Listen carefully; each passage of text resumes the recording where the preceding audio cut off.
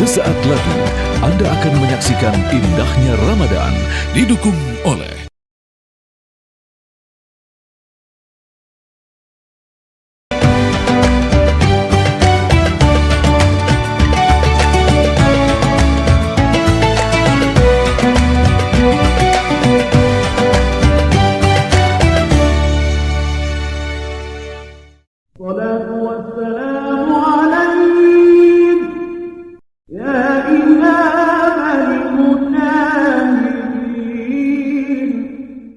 Astaghfirullah Rabbal baraya, Astaghfirullah minal khataya, Rabbi zidni ilman nafi'a wa wafiqni amalan salihah. Allahumma sholli ala sayyidina Muhammad wa ala ali sayyidina Muhammad. Artinya apa tuh Ustaz? Artinya astaghfirullah, asal akar kata bahasa Arab itu Pak Lalu biasanya 3 huruf. Ghafara. Ghafara artinya menutupi hingga nggak kelihatan bekasnya. Saya kan mau nempel kaligrafi nih, mau nempel lampu, mau lebaran tentu lampu cantik kan. Waktu maku dinding itu ternyata belobang. Terus datang tetangga kita di Rawa Trate. Masa dinding rumah Ustadz bolong mau Idul Fitri? Akhirnya saya tempel pakai semen. Habis itu tutup pakai, menutupi hingga nggak kelihatan lagi cacatnya, itu namanya ghafara. Itulah asal kata maghfirah, ampunan. Jadi ketika orang mengatakan astaghfirullah, tutupilah lobang-lobang cacat dosaku sehingga nggak kelihatan lagi. Itulah makna istighfar. Makanya kalau ada orang yang lagi ini istighfar Pak, istighfar bukan astagfirullah. Bukan itu maksudnya Ustaz. Jadi kalau istighfar jangan ngomong istighfar, ya, astagfirullah. Astagfirullah bukan istighfar. Jadi bukan mohon ampun ya artinya astagfirullah itu. Terjemahan bahasa Indonesianya karena kan panjang sekali penjelasannya. Tutupilah hingga nggak kelihatan lagi salahnya, cacat, salah. Kita ini kan penuh silap dan salah. Makanya banyak orang sekarang yang menutupi pori-pori ini sehingga kelihatan glowing. Jadi yang nutupi tapi Allah kan? Allah yang nutupi. Tapi ingat, kalau Allah nutup, Allah bisa buka lagi kan? Makanya kita takut dibukakan Allah. Kita minta, tutupilah ya Allah. Astaghfirullah, tutupilah ya Allah. Rabbal baraya, Rabb. Ketika kita sebut kata Rabb, artinya Rabb, engkau yang mencipta aku. Rabb, engkau yang ngasih aku rezeki. Rabb, engkau yang ngatur hidupku. Baraya artinya makhluk semesta alam. Engkaulah yang mencipta makhluk semesta alam, engkaulah yang mengatur makhluk semesta alam, engkau yahlah ngasih rezeki. Aku ini engkau yang nyipta. Aku ini engkau yang ngatur. Aku ini engkau yang ngasih rezeki. Kasihani aku. Aku nggak punya apa-apa. Astaghfirullah Rabbal baraya, astaghfirullah. Diulang sekali lagi. Tutupilah ya Allah minal khotoya. Khotoya salah, silap, khilaf, dosa. Rabbi zidni, Rabbi, kau yang mencipta aku, kau yang mengatur hidupku, engkau yang ngasih aku rezeki. Zidni, tambahkan untukku ilman nafi'a, ilmu yang bermanfaat, ilmu hukum, ilmu multimedia, ilmu politik, jangan ilmu santet. Kok ngarahnya ke sana, Ustaz? Jangan gitu, Ustaz. Rabbi zidni ilman nafi'a wa wafiqni, berikan taufikmu untukku amalan solihah, supaya aku beramal soleh. Taufik artinya gini, saya datang dari Rawa Teratai. Yang satu lagi datang dari Bandung. Kan beda arah nih. Kita ketemunya di mana? Kita ketemunya biar mudah di Sudirman ya. Ketemu dalam satu titik, mempertemukan diri, itu namanya taufik. Kita nih maunya mabuk, sakau, nakal, jahat, riba, tapi Allah maunya kita baik. Ketika ketemu keinginan kita dengan ketemu Allah, namanya taufik. Wa wafiqni, berikanlah taufikmu padaku amalan solihah, supaya aku ini ketemunya pada amal soleh. Mudah-mudahan kita mendapatkan taufik. Amin. Saya pas ceramah, pas ngomong gitu Pak lalu, mudah-mudahan kita mendapat taufik. Semua ibu-ibu bilang amin. Ada satu yang nggak bilang amin. Pak, ibu kok nggak bilang amin? Rupanya nama suaminya Pak Taufik. Udah dapat. Udah dapat. Tapi kok agak beda dengan yang saya biasa ucapkan ya. Biasanya tuh astagfirullahalazim aja. Itu bedanya apa? Kalau yang syair yang kita baca tadi, itu syair yang disusun ulama. Sama kayak ilahilas, itu disusun ulama. Adapun yang biasa dibaca Bang, Kita semua baca. kita semua astagfirullah, itu hadis Nabi. Nabi yang ngomong, diriwayatkan sahabat Nabi. Sependek-pendeknya astagfirullah, astagfirullah, astagfirullah. Yang panjang astagfirullahalazim alladzi la ilaha illa huwal hayyul qayyum wa atubu ilaih. Yang paling panjang induknya istighfar. Allahumma anta rabbi la ilaha illa anta khalaqtani wa ana abduka wa ana ala ahdika wa wa'dika mastata'tu a'udzubika min syarri ma sana'tu abu'u laka bi ni'matika alayya wa abu'u bi dzambi faghfirli fa innahu la yaghfiru dzunuba illa anta. Baik semua. Saya Pak Ustadz belum bisa bahasa Arab, ya pakai bahasa kita. Please forgive me. Oh, nggak apa-apa Ustaz ya. Jadi kalau memang astagfirullahalazim tuh nggak apa-apa, tapi kadang-kadang ada juga orang marah mengucap itu astagfirullah. Astagfirullahalazim gitu. Kaget atau marah, ini beda. Marah. Dia sebetulnya mau marah, maka dia langsung beristighfar, sehingga ketemu istighfar dengan marah, Taufik. ketemu taufik, pertemuan mestinya kan marah, dia lawan, ketemu taufik, sehingga bunyinya masih marah tapi sebenarnya istighfar. Oh, astagfirullahalazim. Astagfirullah. Tapi sambil lonjok. Sambil dihajar Bang, astagfirullah. Ini karena Tuhan Maha Pemurah. Jadi dengan istighfar kita meyakini bahwa dimaafkan, diberi kebuka pintu maaf, diberikan taufik. Karena itu ya terjadilah karena keyakinan, doanya kan kita tobat nasuh ba'dal maut atau qabla maut ini. Ya kita buat lagi aja dosa, makanya Buat lagi dosa. berulang-ulang kan kejadiannya kan keduanya itu yang terjadi. Ya seperti yang sebelumnya bahwa ya sholat puasa tapi Tetap maksiat. melakukan itu seperti yang disampaikan Panji itu kan akhirnya jadi STMJ, sholat terus maksiat jalan. gimana itu, karena menganggap persepsinya Tuhan Maha Pemurah, Maha Pengampun. Yang pertama rukun taubat itu an-nadamu fil qalbi, nyesal dalam hati. Kata Abdullah bin Abbas, sahabat Nabi. Yang pertama an-nadamu fil qalbi, nyesal dalam hati. Penyesalan, nyesal dalam hati. Setelah nyesal, al-iqraru bil lisan, dinyatakan dengan lisan. Astaghfirullahalazim. Yang ketiga, al-idmaru alla ya'uda ilaihi abadan, tekad kuat untuk tidak kembali selamanya. Berusaha semampu mungkin bahwa dia manusia, terlupa, tersilap, terlalai, terjerumus, cepat taubat lagi. Minta ampun. Bukan memperturutkan. Tanya lagi Ustaz. Saya ini sebelumnya ini Ustaz ya. Apa lagi? Nih saya Henry Satrio, warga Rawat Ratai, Ada dekat tertulis Perampatan. Nah, terkadang Ustaz, saya ragu mengungkapkan astagfirullahaladzim itu karena takut seperti yang Bang Mara sampaikan. Saya takut kembali melaksanakan dosa lagi. Jadi saya pikir astagfirullahaladzimnya Nunggu aja sebelum mati gitu. iya kayak gitu loh. Itu salah nggak kalau sampai kita tuh takut mengucapkan astagfirullahaladzim karena nanti gue bikin dosa lagi di situ. Kita ini beragama mikir atau ikut Nabi? Mikir kan? Dan ikut Nabi. Iya, bener. Mikir tapi bukan tanpa dasar, ikut Nabi.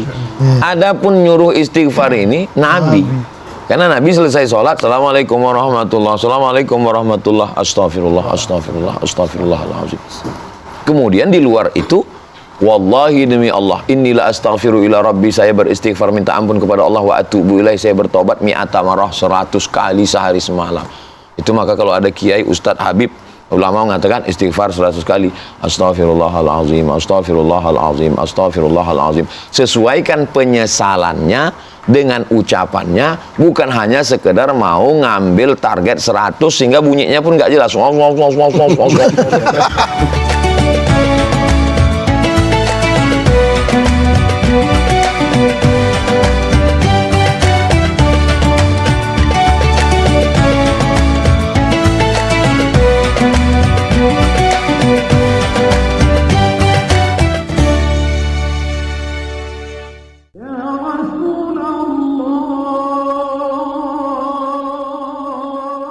Ustaz mau nanya boleh?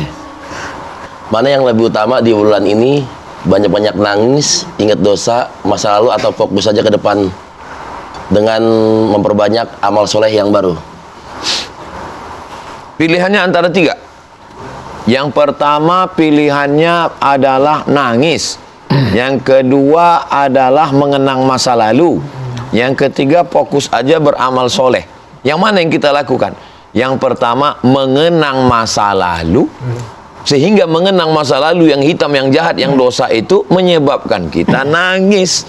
Setelah kita nangis menyesali, lalu kemudian kita semangat beramal soleh.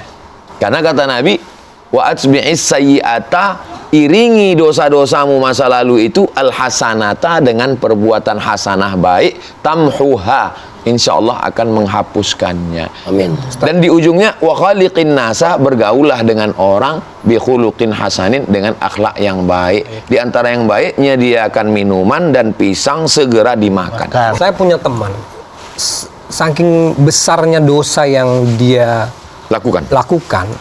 sampai masuk ke masjid saja dia tuh minder, Ustaz. Apalagi dia harus beristighfar. Nah, mungkin saya pernah bilang sama dia, kalau di bulan Ramadan ini seharusnya ini momentum yang pas, karena seperti Ustaz bilang, di bulan Ramadan ini kuota ampunan dari Allah ini justru lebih besar dibanding bulan-bulan sebelumnya. Ini bagaimana sebenarnya? Dia sudah terjerat SOS, Apa itu? standar operasional setan. Apaan lagi? Emang Istilahnya ada aja, Ustaz. Ada. Saya lagi mau makan gitu, Iya. operasional nggak jadi. Kalau SOP standar operasional pisang. Jadi dia ini sudah terjebak. Kerja setan itu gini. Kalau ada orang mau tobat, dia bilang jangan. Setelah orang itu bertobat, dia bilang amal ente sudah mantap, kaulah yang paling mulia.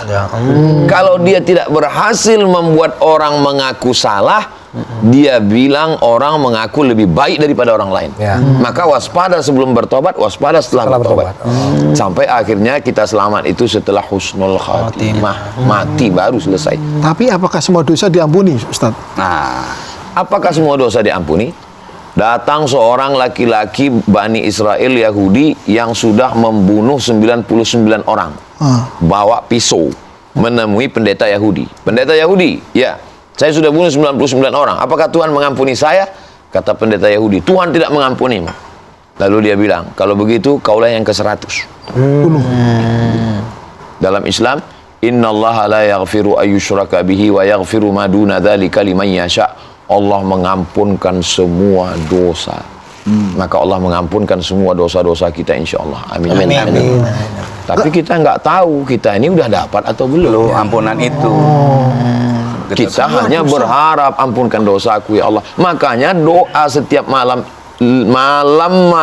Ramadan ini doanya, Allahumma ya Allah, innaka afuun, engkau maha pemaaf, tuhibbul afwa, kau cinta pada maaf, fa'fu anni, maafkan aku.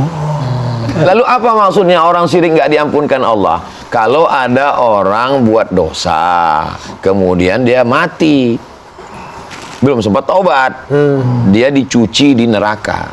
Setelah bersih baru masuk surga. Tapi kalau orang syirik lagi nyembah patung, nyembah kayu, nyembah hutan, nyembah binatang, mati, dia nggak bisa dicuci, dia langsung masuk neraka jahanam, khalidina fiha abada, kekal selamanya. Itu maksudnya. Tapi walaupun dia pernah musyrik, kalau dia taubat, dia diterima Allah Ta'ala. Tapi syaratnya apa, Ustaz? Syarat tobat itu dikatakan statusnya udah nasuha itu apa? An-nadamu fil qalbi, menyesal dalam hati. Wal iqraru bil lisani, dinyatakan dengan lidah. Wal itmaru alla ya'uda ilaihi abadan, tekad kuat nggak ngulang lagi untuk selamanya. Nasuha dari 3 huruf. Nasoha. Nasoha artinya menyaring madu. Manjat pohon tinggi, bawa golok, cincang sarang lebah. Terus disaring pakai kain tipis. Yang disaring apanya? Lilinnya, lebahnya, sarangnya, rantingnya, sampahnya, daunnya. Keluarlah madu murni yang kalau dibawa pulang ke rumah istri marah. Itu ciri madu asli. Madu asli ya. Paham. Nah, itu proses nyaring. Jangan hilang fokus dulu. Ya. Proses nyaring itu namanya nasuha. Artinya apa? Kita ini banyak sampah, banyak lilin, banyak sampah, banyak ranting, banyak kayu. Akhirnya kita nasuha, disaring, bersih kita. Dicuci. Saya nanya Ustaz deh. Nafsu. Tadi bawa akhirat itu, benar nggak di akhirat itu kita bakal ketemu dengan orang tua kita yang sudah meninggal? Dan betulkah kita akan dijadikan sama semua umurnya 25 tahun? Ketemu dengan orang tua, alhaqna bihim dzurriyyatahum alladzina amanu, orang-orang yang beriman itu nanti di akhirat alhaqna bihim dzurriyyatahum, akan kami pertemukan dengan keturunan-keturunan mereka. Termasuk anak-anak yang sudah meninggal. Ketemu nanti. Lalu kemudian bagaimana dengan teman kita ini yang satu geng di Rawa Trate ini? Apakah ketemu lagi di sana? Kalau kita ketemu berarti kita Kira-kira masih mau ketemu nggak di sini? Mau dong kalau sama Ustaz. Datang seorang berkulit hitam memeluk Nabi. Kata Nabi, kenapa ente meluk saya? Aku kulit hitam. Aku nggak Arab. Aku bukan Quraisy. Aku nggak yakin di akhirat ketemu. Engkau mulia ya Rasulullah. Apa jawab Nabi? Almar'u ma'aman ahab. Orang akan bersama dengan siapa yang dia cintai. Kalau kau cinta kepadaku, kita bersama. Insya Allah kita ini nggak ada kepentingan apapun lillahi ta'ala, sehingga kita pun nanti juga akan bertemu di surga. Bang Hensa takut ketemu. Hah? Bang Hensa takut ketemu istrinya lagi di Enggak lah. Ngomel lagi nanti. Di dunia juga kena. Almar'u ma'aman ahab. Orang akan ketemu dengan siapa yang dia cintai. Jadi kalau Bang Hensa cinta dengan istrinya, dia ketemu. Cuman kena omel terus. Cuman kadang beberapa suami, masa ketemu lagi? Ganti dong yang lain. Halo saya. Kalau umur gimana Ustaz? Umur di 25 tahunan lagi atau Muda. Masalah umur. Nah, dimudahkan lagi nggak? La yadkhulul jannah, nggak masuk surga ajuzun, orang tua nggak masuk surga. Mendengar hadis itu orang tua nangis. Nangis, Nabi senyum. Kata Nabi, maksudnya kamu yang udah tua muda lagi. Umurnya 30, 31, 32, 33. Kenapa umur itu? Karena umur itulah yang paling nikmat hidup. Pantesan sekarang saya lagi nikmat-nikmatnya nih saya nih. Berapa umur Bang Raja? Hah? Berapa umur? 29. Allah, beda dikit saya. Saya 31. Maaf ya. Saya udah pernah Ustaz. Udah pernah saya. 29 kan? Udah pernah. Saya belum tahu deh nyampe atau enggak nih.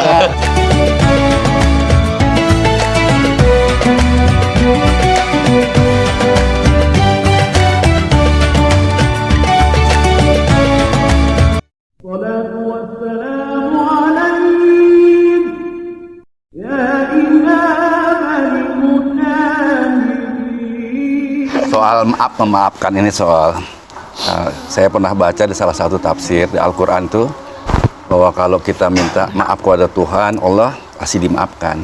Ya. Tapi Tuhan juga tidak bisa ikut campur antar hubungan antar manusia. Ya.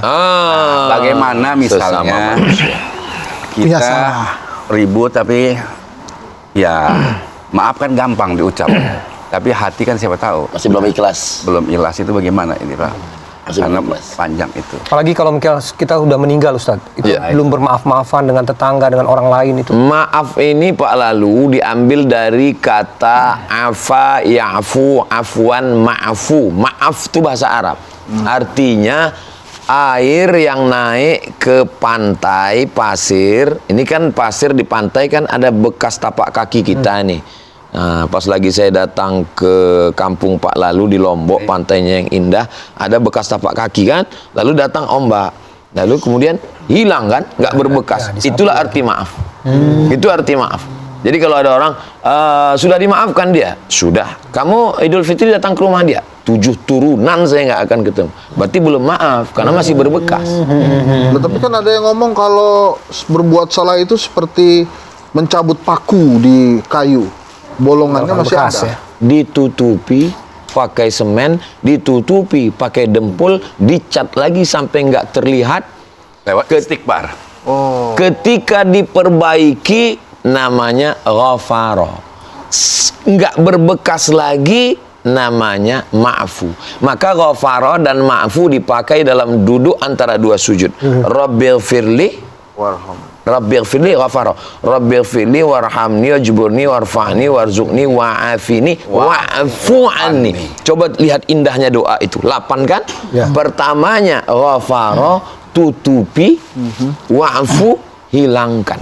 Rabbighfirli warhamni wajburni warfa'ni warzuqni wahdini wa'afini wa'fu. Ampuni. Hapuskan sampai tak berbekas. Mudah-mudahan Allah semua melepaskan. Amin, amin, amin. Karena orang yang nggak bisa menghapus itu, dia hanya sedang memperberat Dirinya sendiri ya. dirinya sendiri. Misalnya kita nggak bisa maafkan orang, apakah berefek ke orang itu? Enggak kan? Ya. Mau kita maafkan nggak kita maafkan, ya dia nasib dia tetap begitu. Justru itu hanya memperberat memori kita. Harddisk kita ini jadi berat gara-gara mikirin itu. Tapi Ustadz, Raja Jadi itu yang pernah disebut dengar overthinking itu ya. Overthinking, overthink. Iya Bang Raja. Raja dulu pernah dengar Ustadz, jadi waktu itu Rasulullah memaafkan sahabat atau apalah ya, tapi Rasulullah nggak mau ngelihat mukanya beliau lagi nih Ustadz, orang itu yang berbuat salah itu Ustadz. Ketika Nabi membalik jenazahnya, ternyata hidungnya dan telinganya digunting. Kalau istilah bahasa sirahnya muthilat bihi. Saya cari di kamus, muthilat bihi, mutilation. Telinga digunting, hidung dipotong, dimasukkan benang, dijadikan liontin. Lalu kemudian diambil hirbah tongkat pendek, dia tusukkan ke tulang belakang, hazaztuhu, aku goncangkan sampai keluar maaf baina fakhidaihi, jadi keluar di antara dua tulang pahanya. Tombak itu ditusukkan ke tulang belakang, tembus ke bawah Oleh malaikat mungkar dan nakir. oleh si laki-laki berkulit hitam tadi namanya Wahsy. Yang membunuh Hamzah. Yang membunuh, laki-laki yang dibunuh ini namanya Hamzah. Paman Nabi, Hamzah bin Abdul Muttalib. Dialah yang menggoncang itu. Dia sendiri cerita setelah masuk Islam. Hazaztuhu, ku goncangkan. Lalu kemudian datang seorang perempuan namanya Hindun, membelah jantung Hamzah dan mengambilnya, mengunyah jantung, karena dia bernazar kalau Hamzah mati akan kukunyah jantungnya. Kunyah, dendam. Peristiwa itu terjadi tahun ketiga. Uhud. Perang Uhud. Tahun 4, tahun 5, tahun 6, tahun 7, tahun 8, 5 tahun setelah itu. Sama kayak pilkada. 5 tahun setelah itu, Saya senang tuh kalau pilkada. saya tengok terlalu serius, jadi maka saya takut Bang Hensan nangis. Setelah 5 tahun, Nabi masuk ke kota Makkah membawa 10.000 pasukan dengan baju besi, dengan tombak, panah dan kuda. Panglima perangnya namanya Sa'ad bin Ubadah.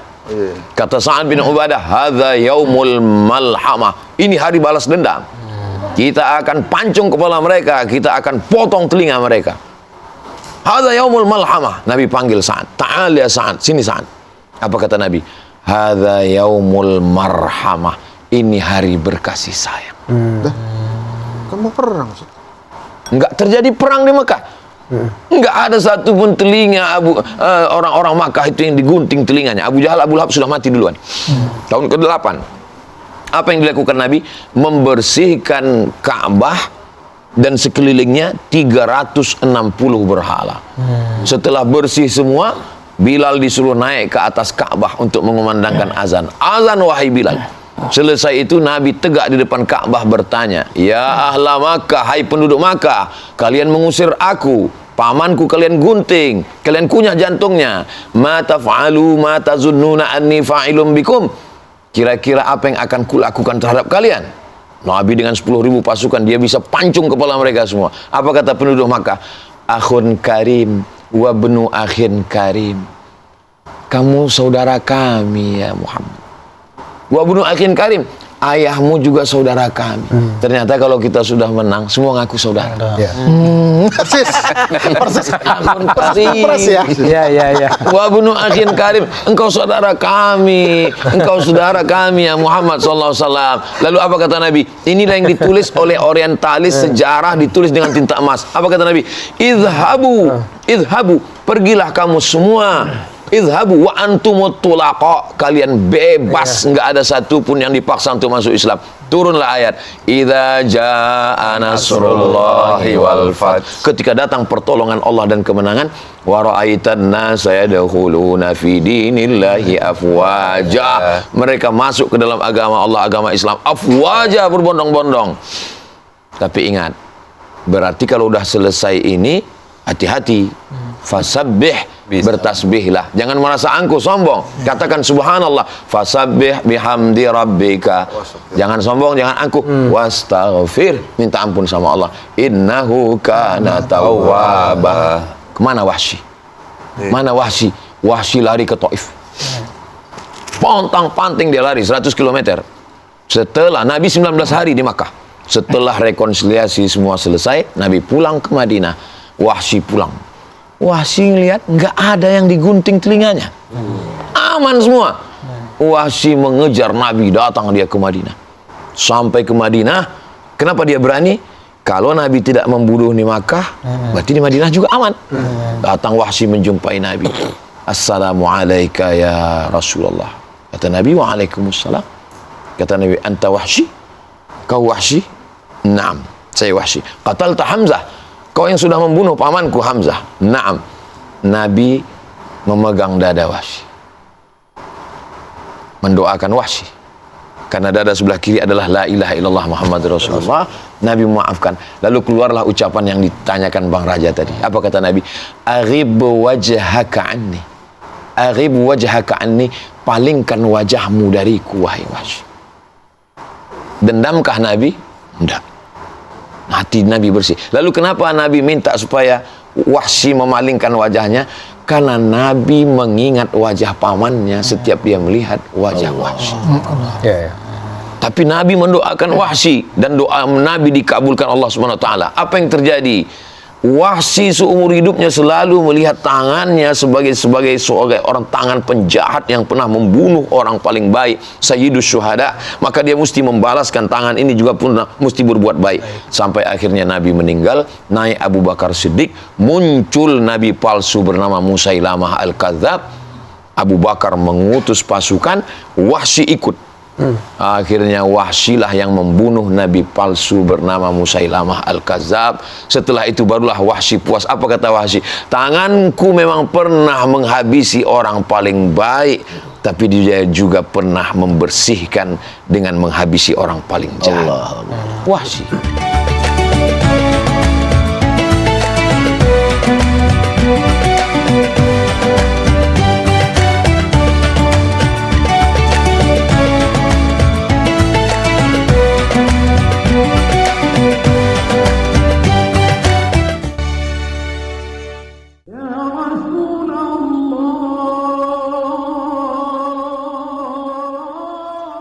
Aduh, merinding juga. Allah.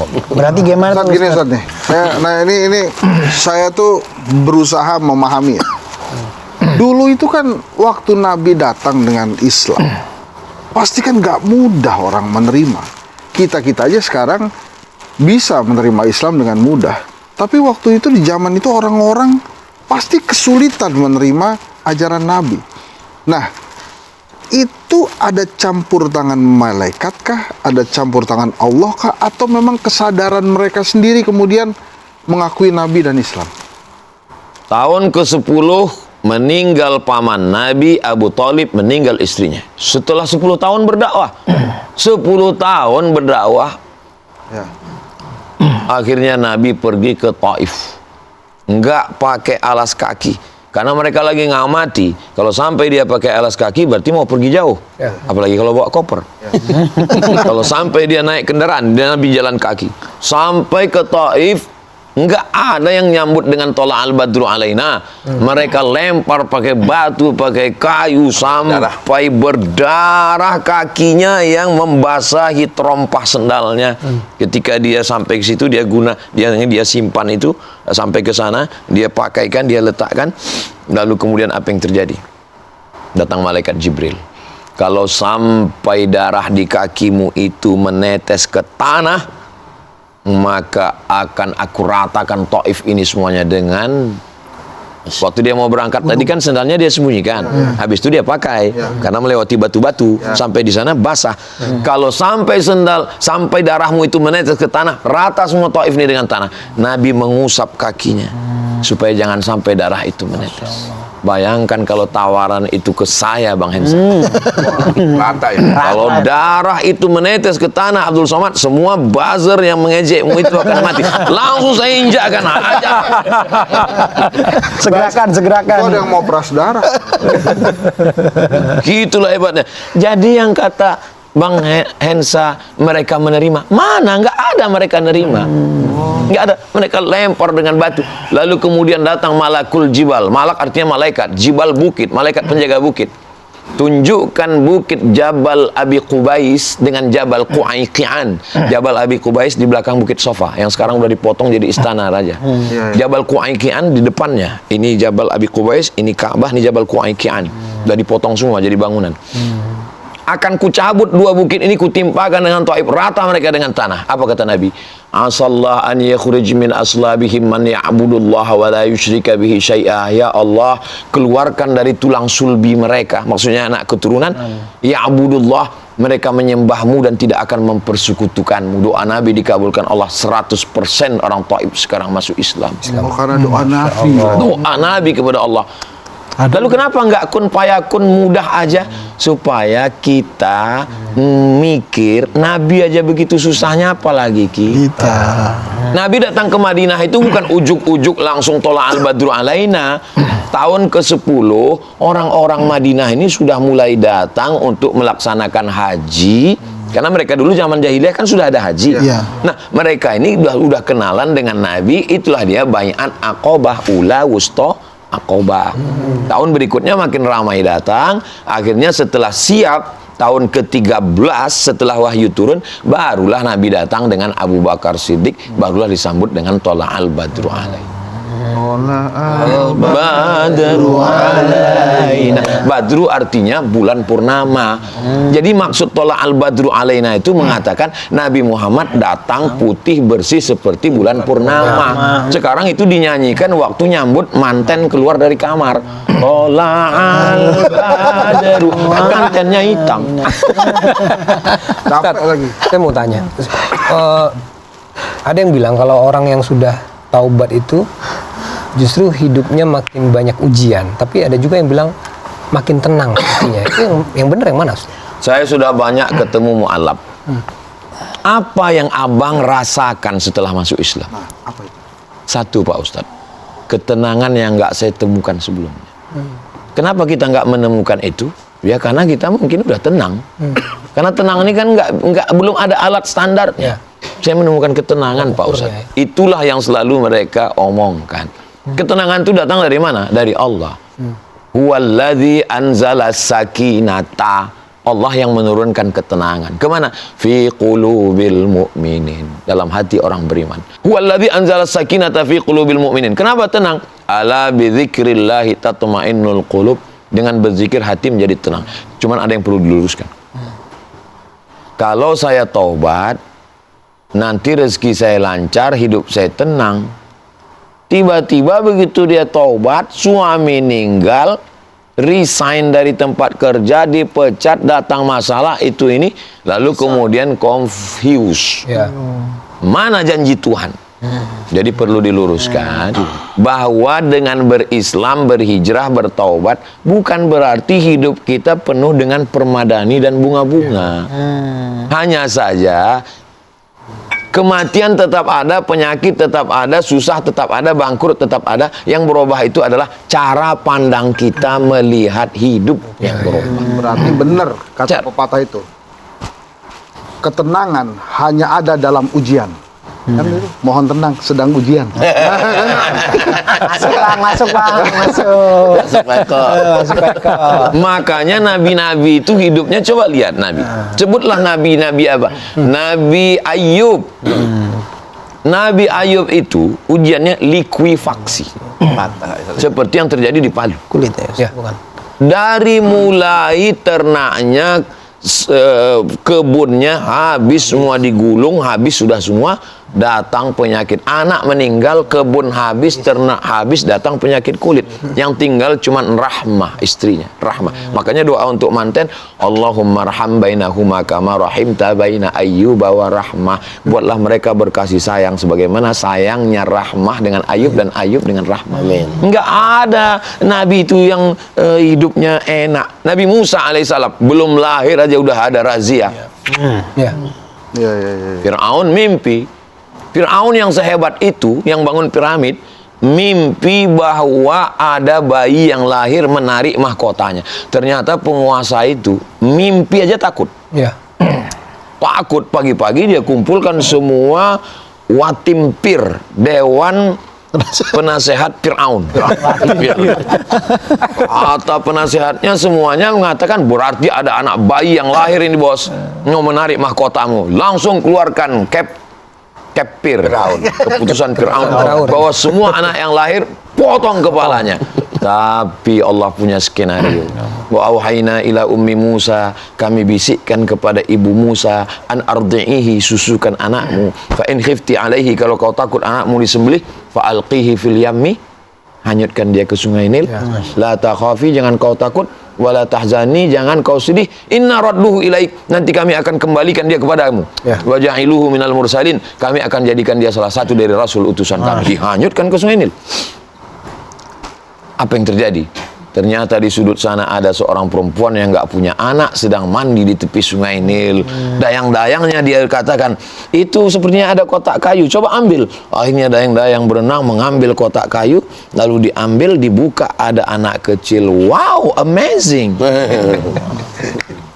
Seorang perempuan rela melepaskan anaknya, dan ada seorang perempuan yang memang mencari seorang anak. Dia memang tidak dikasih anak dari Fir'aun, Asia.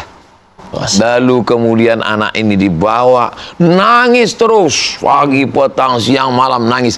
Nangisnya itu hanya cara Allah untuk mempertemukan dengan ibunya. Lihatlah betapa yang kelihatannya tidak menyenangkan, sebenarnya dalam pandangan Allah menyenangkan. Kenapa dia nangis?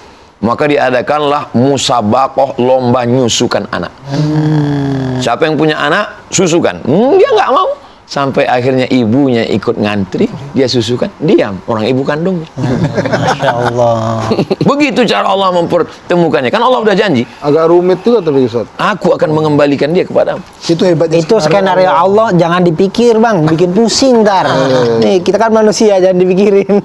Tapi Ustaz, saya mau nanya Ustaz. Tadi kan kita banyak bicara istighfar itu terkait dengan meminta maaf, memohon ampun gitu ya. Tapi ada juga yang bilang bahwa istighfar katanya bisa meluaskan rezeki. Itu gimana penjelasannya? Man lazimal istighfar, siapa yang banyak istighfar, ja'alallahu lahu min kulli dhiqin makhraja. Setiap kesempitannya diberikan makhraja, jalan keluar. Wa min kulli hammin faraja. Setiap kesusahannya diberikan kelapangan, faraja, kelapangan. Wa razaqahu min haitsu la yahtasib, diberi rezeki dari jalan yang enggak disangka-sangka.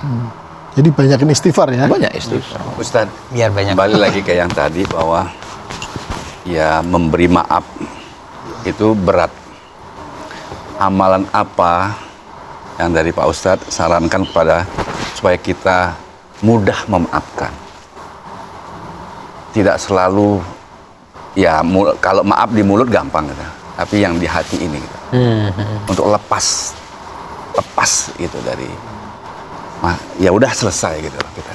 Saya tidak melihat maaf ini sebagai perbuatan kita. Maaf ini adalah anugerah Allah. Allah yang membuat hati kita itu plong. Jadi ilustrasinya begini, kita hanya nyiapkan cawannya aja. Kita buat dia bersih, kita tampung, nanti airnya akan turun sendiri. Tapi kalau di sini masih ada bekas abu rokok, puntung rokok, turun pun air zam-zam, dia jadi kotor juga. Jadi kita bersihkan, nanti kita lapang sendiri. Ustadz, kau tahu percobaan dalam hidup saya? Akhirnya dari kejauhan saya lihat orang-orang yang menyakiti saya. Saya terposisikan, terkondisikan. Saya nggak akan bisa nih. Kalau saya lah nggak bisa. Saya bisa aja ngeliat langsung pergi nggak. Tapi saya bisa seperti ada yang menggiring. Saya datang, saya salaman, saya pelukan, saya ini. Setelah itu saya plong, saya lapang. Baru saya paham. Oh, ternyata memaafkan ini pertolongan Allah. Tapi bukan berarti kamu kenapa nggak maafkan? Pertolongan Allah belum turun. Bukan. Sebelum bubar kita selfie dulu. Oke, insya Allah. Selfie sama kata-kata hari ini. Iya.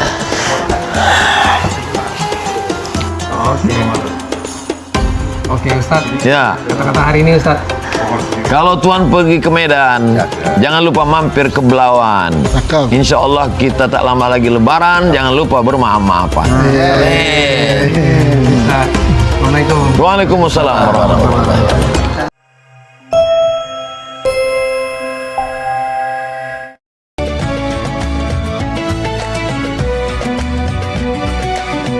Anda baru saja menyaksikan Indahnya Ramadan, didukung oleh